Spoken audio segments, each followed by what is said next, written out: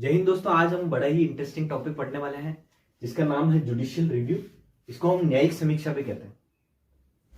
ये वाला टॉपिक बड़ा इंपॉर्टेंट इसलिए होने वाला है क्योंकि अगर जुडिशियल रिव्यू खत्म कर दें हम आज तो हमारी डेमोक्रेसी खत्म हो जाए। जुडिशियल रिव्यू खत्म मतलब डेमोक्रेसी खत्म। ऐसा क्यों कह रहे हैं हम? क्योंकि जुडिशियल रिव्यू जो कोर्ट है उनकी पावर है। जैसे गवर्नमेंट ने कोई लॉ बनाया और गवर्नमेंट तो चाहे कुछ भी लॉ बना सकती है। अगर एक चीज करते हैं हम, चेक्स एंड बैलेंसेस होने चाहिए कि अगर गवर्नमेंट कोई चीज कर रही है तो गवर्नमेंट अगर संविधान के दायरे से बाहर जा रही है तो उसको कौन रोकेगा? उसको कोर्ट्स रोकेंगे। तो कोर्ट्स किस पावर से रोकेंगे? तो इस पावर से रोकेंगे। तो हम एक एग्जांपल से समझ लेते हैं कि जैसे एक गार्डन है, ये समझ लो ये गार्डन है। इस गार्डन के अंदर हमने अलग अलग पेड़ लगा दिए। ये पेड़ लगा दिए, मन किया तो गवर्नमेंट अपने हिसाब से अंदर पेड़ लगा रही है। समझ लो अगर लॉ बना रही है मतलब पेड़ लगा रही है। तो अलग अलग लॉज बना रही है गवर्नमेंट और अलग अलग पेड़ लगा। अब गवर्नमेंट का मन किया यार इससे बाहर भी चल, गार्डन के बाहर पेड़ लगाएंगे।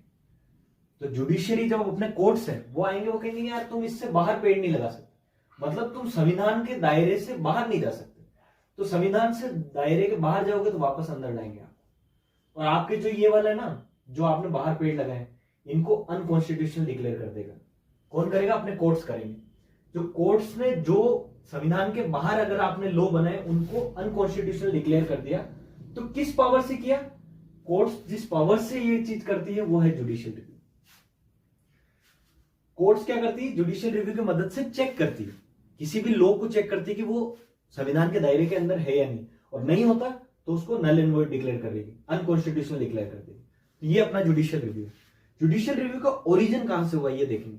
जुडिशियल रिव्यू का ओरिजिन हुआ था अपने अमेरिका से, यूनाइटेड स्टेट्स ऑफ अमेरिका से हुआ था। वहां पर एक केस आया था मरबरी वर्सेस मेडिसिन। मरबरी वर्सेस मेडिसिन एक केस आया था। ये बड़ी इंटरेस्टिंग स्टोरी। ये दो प्रेसिडेंट की कहानी। तो दो प्रेसिडेंट, एक तो प्रेसिडेंट एडम्स थे जो कि फेडरलिस्ट थे, और एक प्रेसिडेंट जेफरसन थे। प्रेसिडेंट एडम्स हार गए थे, प्रेसिडेंट जेफरसन जीत गए थे। अब एडम्स को पता था कि वो जाने वाले हैं तो वो कैसे पावर में है। तो उन्होंने क्या किया था कि उनके एक फेडरलिस्ट थे जिनका नाम था मरबरी, इनको उन्होंने मिडनाइट जज बना दिया, कह सकते हो आप, जस्टिस ऑफ पीस करके इन्होंने बना दिया मरबरी को। अब यार जेफरसन ने सोचा ये कोई तरीका है क्या यार, आप हार गए हो और उसके बाद में जाते जाते आप मिडनाइट जज बना रहे हो, ये तो गलत चीज है। तो जेफरसन ने कहा कि ठीक है, मेरे को भी आना तो मैं भी देखता हूँ। तो जेफरसन जब पावर में आए तो उन्होंने क्या किया कि अपने जो सेक्रेटरी ऑफ स्टेट्स थे, अब ये मरबरी साहब तो अपॉइंटमेंट लेटर का वेट कर रहे हैं कि भाई साहब हम जस्टिस ऑफ पीस बन चुके हैं, अब अपॉइंटमेंट लेटर आएगा और सब कुछ बढ़िया। अब लेकिन मेडिसिन उनके सेक्रेटरी ऑफ स्टेट थे जेफरसन के। जेफरसन ने क्या दिमाग लगाया, उन्होंने कहा कि आप अपना अपॉइंटमेंट लेटर ना उसको होल्ड कर लो, इसका अपॉइंटमेंट लेटर नहीं भेजना है। तो मेडिसिन ने जो सेक्रेटरी ऑफ स्टेट थे उन्होंने मरबरी का अपॉइंटमेंट लेटर होल्ड कर दिया, नहीं भेजा। तो मरबरी साहब कोर्ट के पास गए कि यार मैंडेमिस इश्यू करो और मेरे को मेरी अपॉइंटमेंट लेटर दिलाओ। तो सुप्रीम कोर्ट का फर्स्ट टाइम एक बहुत अजीब सा अलग सा डिसीजन है। तो फर्स्ट टाइम सुप्रीम कोर्ट ने ये बात बोली, एक जुडिशरी एक्ट हुआ करता था उसका एक पोर्शन उन्होंने अनकॉन्स्टिट्यूशनल डिक्लेयर किया। पहली बार किसी लेजिस्लेटिव एक्ट को उन्होंने अनकॉन्स्टिट्यूशनल डिक्लेयर किया है।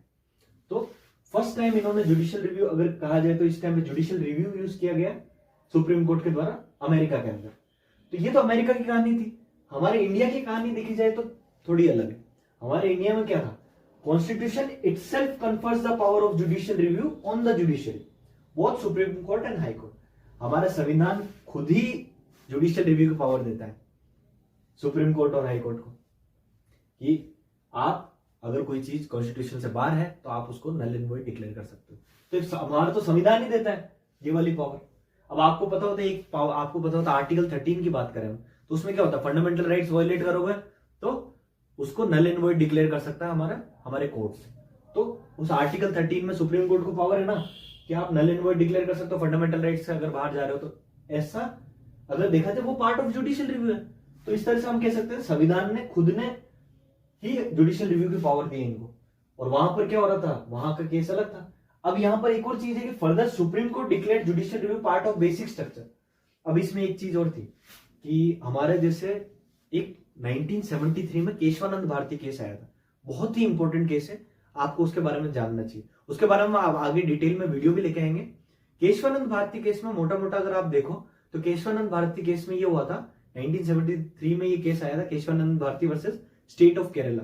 इसके अंदर फर्स्ट टाइम जुडिशरी ने, सुप्रीम कोर्ट ने ये बात बोली थी, सुप्रीम कोर्ट ने बोला था कि आप चाहो, जैसे आपको पता हो फंडामेंटल राइट की एक लड़ाई चल रही थी कि फंडामेंटल राइट को अमेंड कर सकते हैं या नहीं कर सकते, तो सुप्रीम कोर्ट ने 1973 में ये बात बोली केशवानंद भारती में कि आप फंडामेंटल राइट को वायलेट कर सकते हो, आप मतलब अमेंड कर सकते हो, आप चाहो तो अमेंड कर सकते हो, फंडामेंटल राइट को अमेंड कर सकते हो, अगर वो बेसिक स्ट्रक्चर में नहीं आता तो।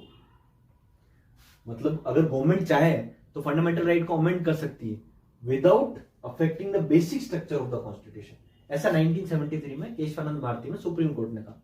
उसके बाद में बेसिक स्ट्रक्चर तो आप हिला नहीं सकते इसका मतलब।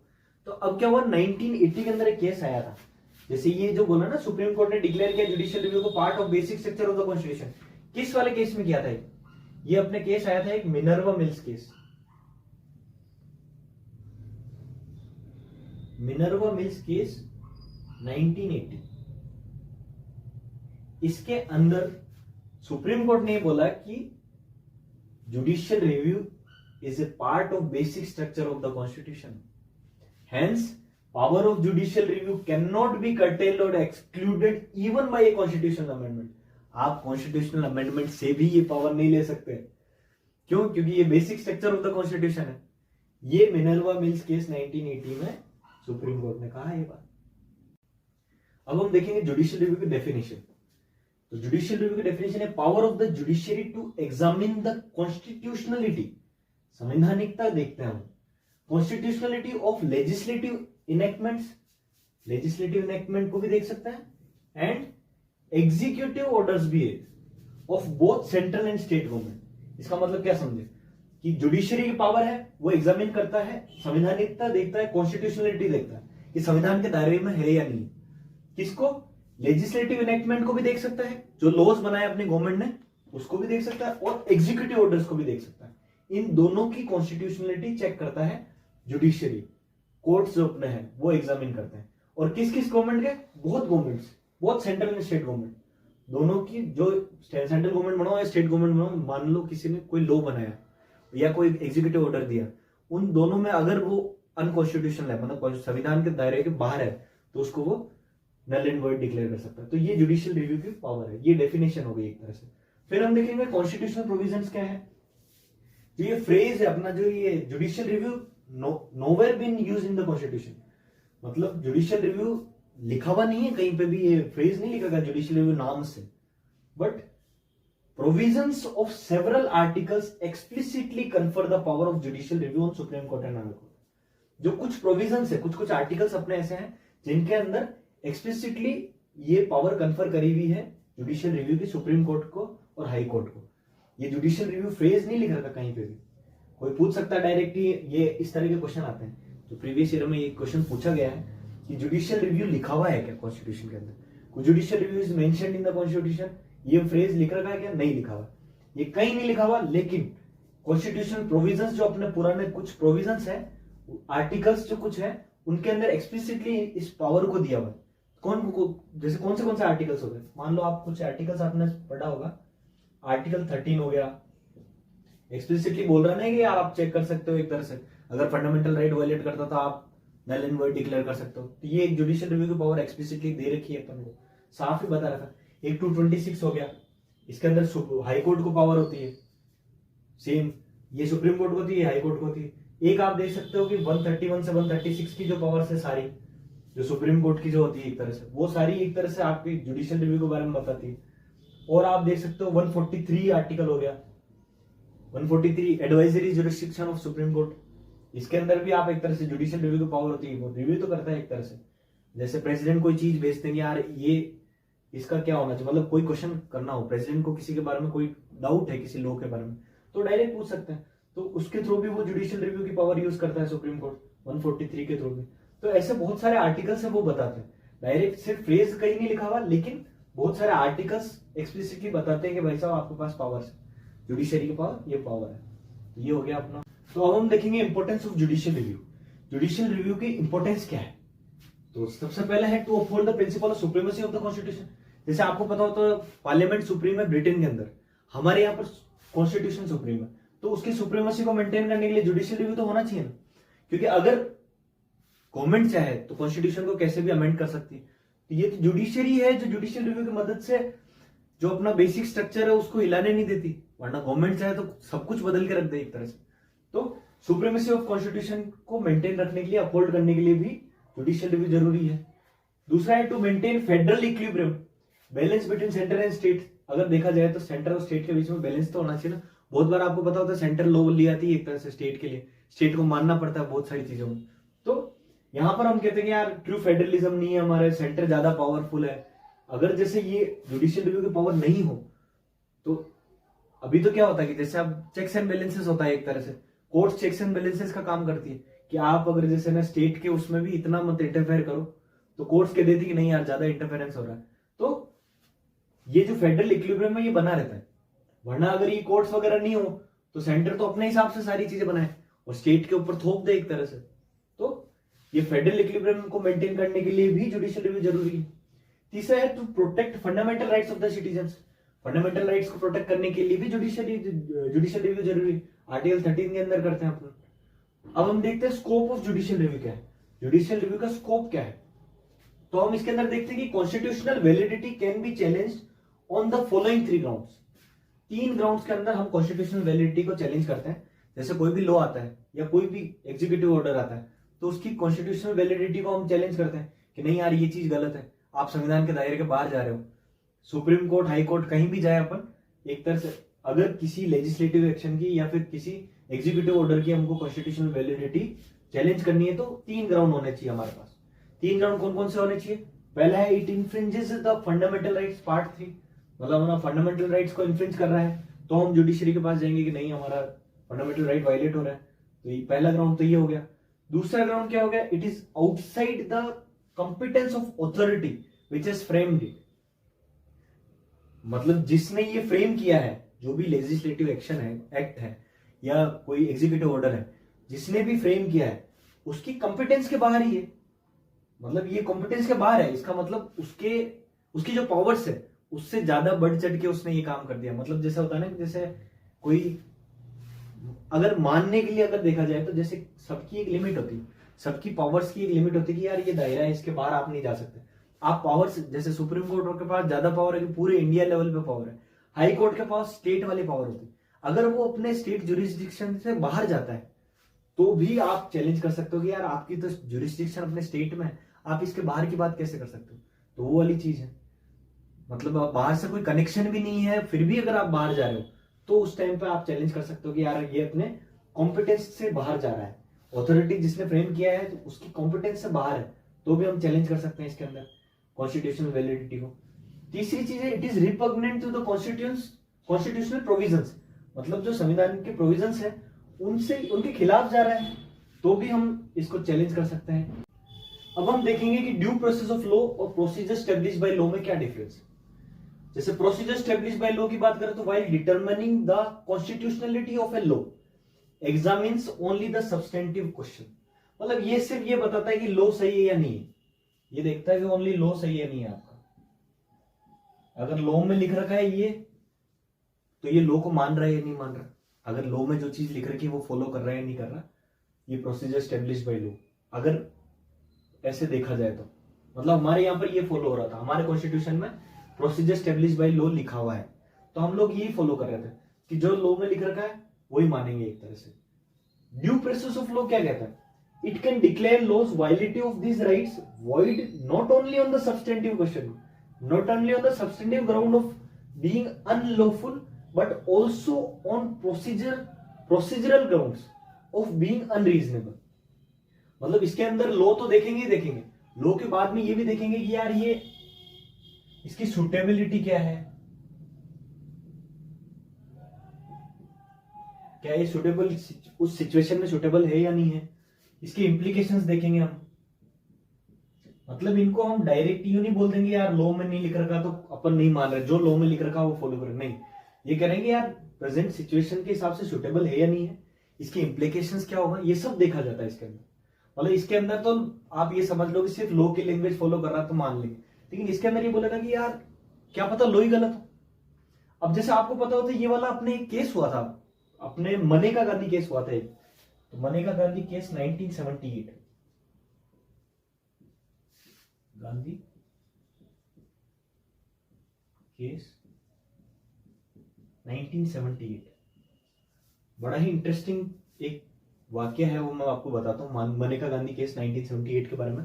मनेका गांधी एक जर्नलिस्ट है, इनको कहीं बाहर जाना था कोई, तो इनका मतलब देश के बाहर कोई एक प्रोग्राम था, वहां जाना था उनको, तो इनका क्या पासपोर्ट कॉन्फिस्केट कर लिया था गवर्नमेंट की तरफ से, पासपोर्ट इनका कॉन्फिस्केट कर लिया गया था।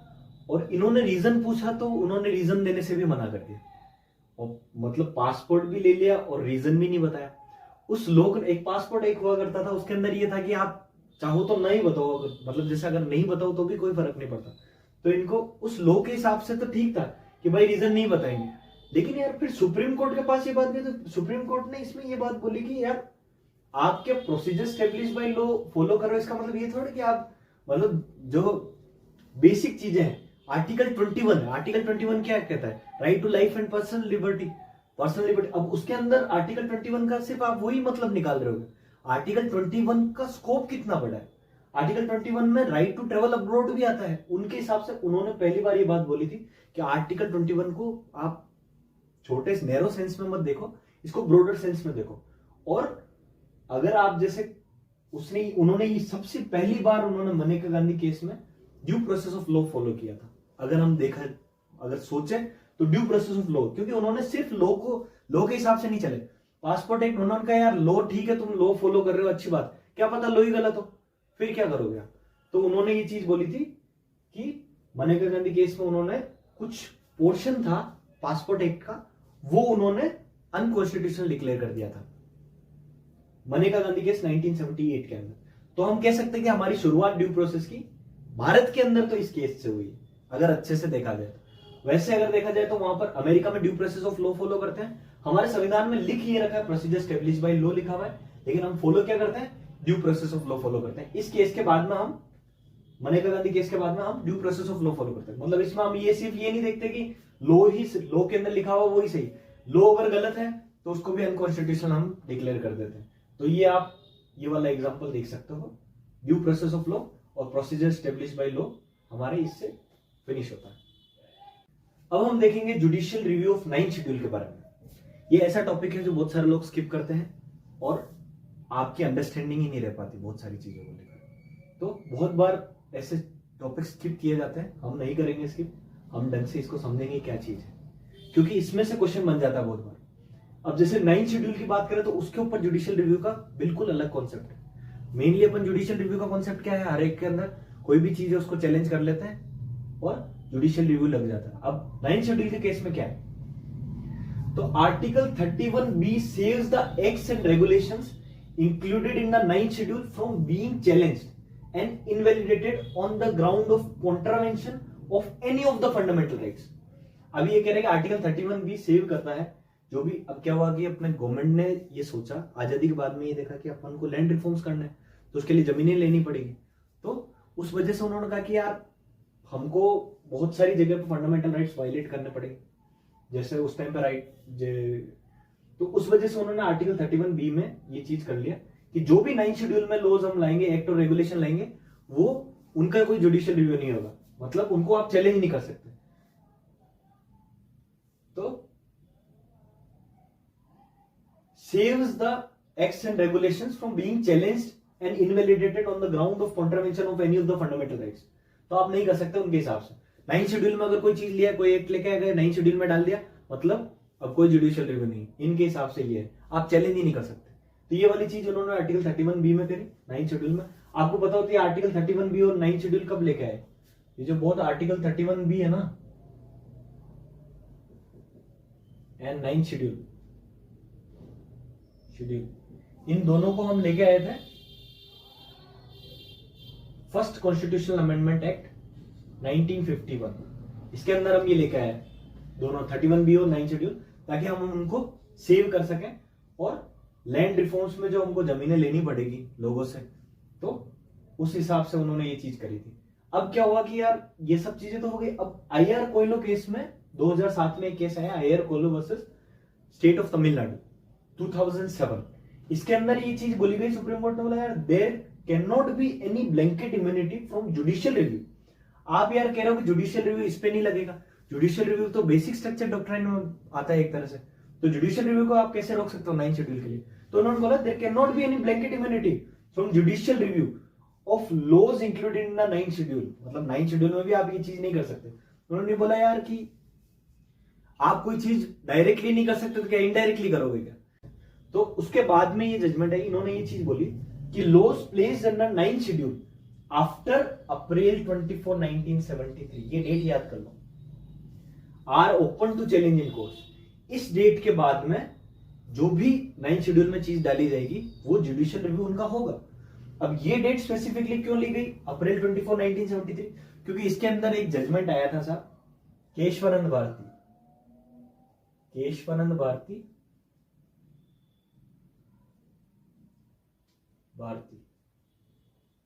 वर्सेस स्टेट ऑफ केरला जो केस था वो इस टाइम पे आया था 24 अप्रैल 1973। उसमें उन्होंने कहा था कि बेसिक स्ट्रक्चर को आप नहीं ला सकते, आप अमेंडमेंट कर सकते हो लेकिन बेसिक स्ट्रक्चर नहीं ला सकते। तो उन्होंने कहा कि इस डेट के बाद में अगर आप कोई भी चीज 9 शेड्यूल में डालते हो तो हम उसको चैलेंज कर सकते हैं, ठीक है। तो ये आईआर कोलो केस 2007 में जो ये ब्लैंकेट इम्यूनिटी मिली हुई थी जुडिशियल रिव्यू को 9 शेड्यूल को, वो भी सुप्रीम कोर्ट का नहीं मिल सकती, कोई कुछ नहीं मिल सकता आपको। तो ये अपना केस हो गया, बहुत इंपॉर्टेंट केस है, ऐसे बहुत क्वेश्चंस बन जाते हैं। तो आपको क्वेश्चंस याद रखना एक तरह से, बहुत सारे यूं बोल देंगे कि यार कि जुडिशियल रिव्यू आप 9 शेड्यूल में अगर कोई लॉ आता है तो उसमें जुडिशियल रिव्यू नहीं लगा सकते, there is no provision of judicial review in case of 9 schedule. ये आपके डायरेक्ट क्वेश्चन आ जाएगा, डायरेक्ट स्टेटमेंट आएगा, बहुत सारे जैसे एग्जाम्स में पूछा भी जाता है, तो आपको नहीं 9 शेड्यूल में भी जुडिशियल रिव्यू लगता है, ठीक है।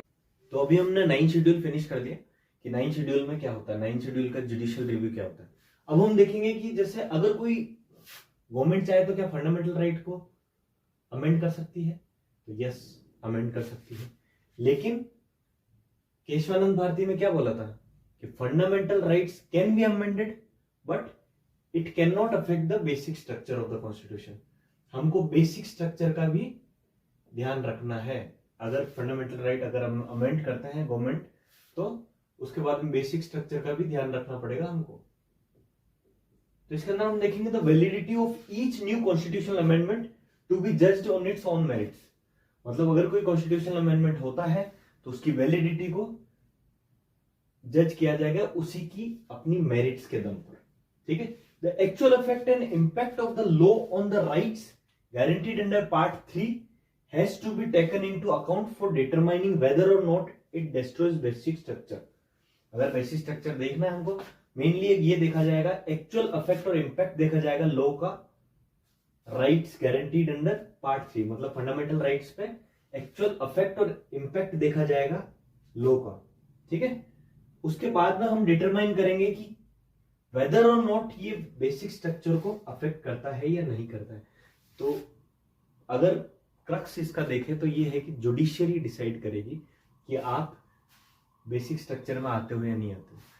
जुडिशियरी डिसाइड करेगी कि क्या आप कोई कॉन्स्टिट्यूशनल अमेंडमेंट है क्या वो बेसिक स्ट्रक्चर का पार्ट है या नहीं। बेसिक स्ट्रक्चर के कुछ कुछ चीजें अभी रखी है, जुडिशियल रिव्यू हो गया, कॉन्स्टिट्यूशन हो गया, अपने सुप्रीम कोर्ट हो गया, ये सब चीजें बेसिक स्ट्रक्चर में आती है। अभी धीरे धीरे जैसे जैसे जजमेंट आता है वैसे वैसे सुप्रीम कोर्ट बताता है कि क्या क्या चीज बेसिक स्ट्रक्चर के अंदर आती है, लेकिन इस एंड को ओपन रखा है और जैसे ही नए जजमेंट आते हैं सुप्रीम कोर्ट नई चीज को ऐड कर देता है बेसिक स्ट्रक्चर के अंदर।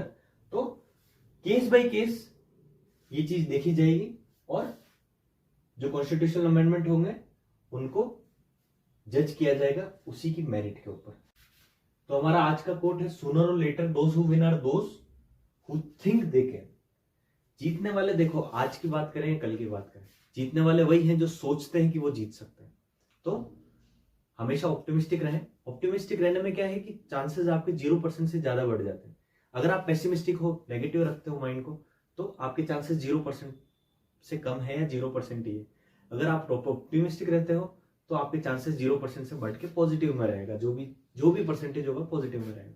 तो इसी तरह आप माइंड को पॉजिटिव रखें और अपनी तैयारी कंटिन्यू रखें और पढ़ाई करते रहें। और अगर आपको हमारा कंटेंट पसंद आए तो लाइक करें इस वीडियो को, सब्सक्राइब करो हमारे चैनल को और इसी तरह अपना प्यार बनाए रखें। और अगर कोई आपका सजेशन है तो कमेंट सेक्शन में आप अपना सजेशन दे सकते हैं, और ताकि हम आगे भी और अच्छे से इंप्रूव कर पाएंगे और अच्छे से अच्छा कंटेंट लेके आएंगे आपके लिए। जय हिंद।